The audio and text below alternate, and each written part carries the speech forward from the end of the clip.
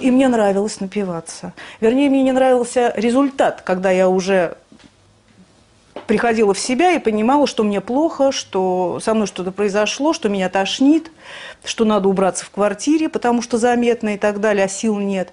Это мне не нравилось. Но когда шумит в голове, когда изменяется сознание, когда меняется реальность, она становится другой, она становится нереальной. Вот это мне очень нравилось. Видоизменяет нашу эмоциональную жизнь и таким образом формирует потребности организма в целом и головного мозга в повторяющихся злоупотреблениях алкоголем. Поэтому говорить о том, что мы просто злоупотребляем алкоголем, это не совсем так. Мы прежде всего ищем удовольствие в состоянии опьянения. Не так давно немецкие медики провели очередное исследование воздействия алкоголя на мозг человека и пришли к удивительному и страшному выводу. Уже спустя 6 минут после того, как добровольцы-испытуемые выпили по 2 бокала вина, в клетках их мозга произошли изменения.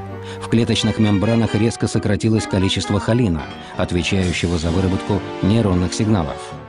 А его место в клетках заняли молекулы алкоголя. Отсутствие холина ведет к резкому падению умственных способностей и ухудшению памяти.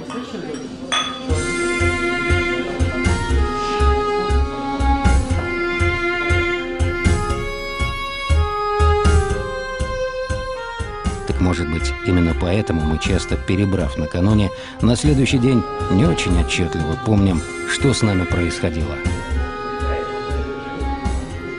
Есть участок мозга, иногда ее называют зона рая.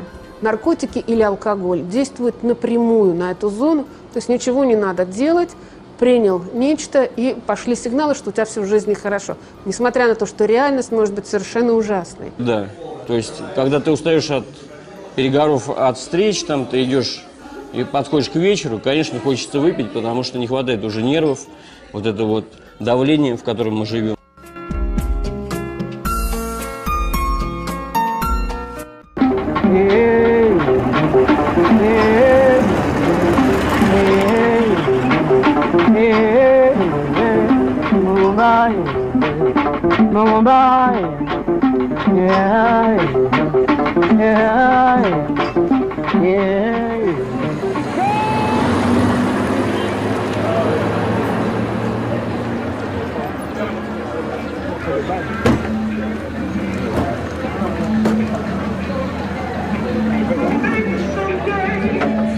Quand on m'a parlé de l'iboga, il fallait que je fasse l'expérience par moi-même. Je pense que si on veut vraiment soigner les autres, il faut que ça passe par une initiation, il faut comprendre la plante, il faut qu'elle te parle, il faut qu'elle t'enseigne. Et j'aimerais trouver une plante qui soigne vraiment les toxicos, les dépendants, et qui ouvre la conscience. C'est-à-dire que nous, les Européens, maintenant le monde s'ouvre à nous et on nous apprend ces techniques qui avant étaient cachées. Quand une jeune mère qui vient de mettre au monde un bébé, elle n'a pas assez de lait dans le sein, on prend l'écorce du bois, on le fait bouillir, après on le fait boire, ce bois-là, et puis elle a tout de suite le lait dans le sein qui monte. Quelqu'un qui vient par exemple, même un occidentaux, qui vient pour se faire initier, ici il vient pour 15 jours, il fait une initiation à l'iboga. Mais il ne fait pas une initiation au bouti, parce que là c'est autre chose. Une initiation au bouti, c'est de passer déjà son temps à comprendre déjà un peu les feuilles, de passer un peu de temps à étudier l'homme, parce que pour qu'on t'apprenne les feuilles qui soignent telle maladie, il faut qu'on t'enseigne le corps de l'homme. Le corps de l'homme, on doit t'apprendre de l'orteil à la chevelure, intérieur, extérieur.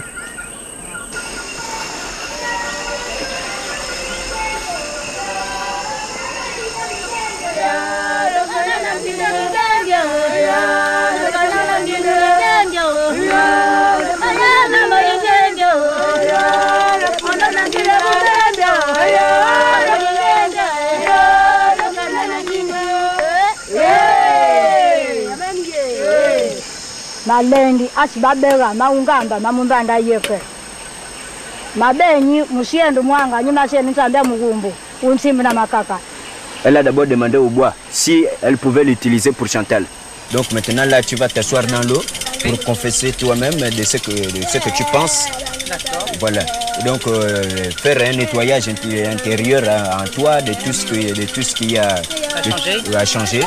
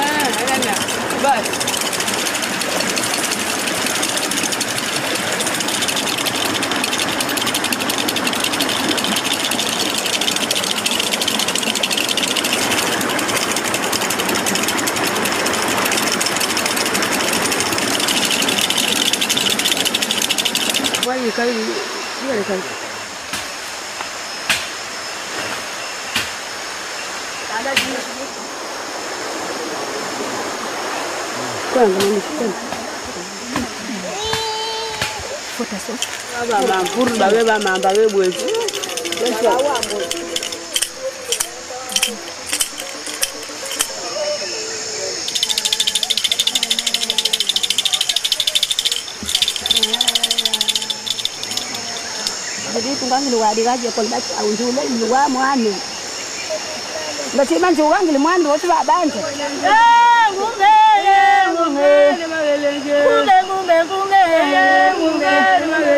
Baru nak dia muya.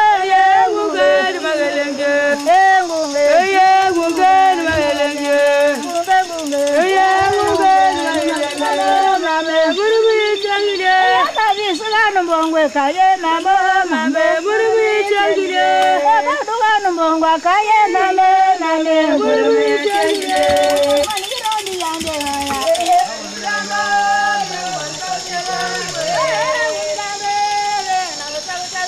aya unramo ave naga chago aya unramo ave naga chago aya unramo ave naga chago we unramo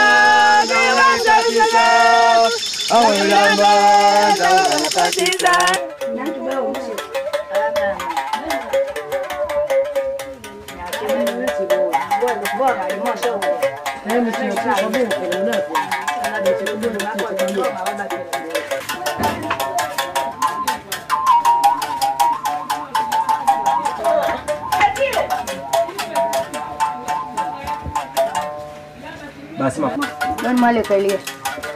Nanti bawa musik.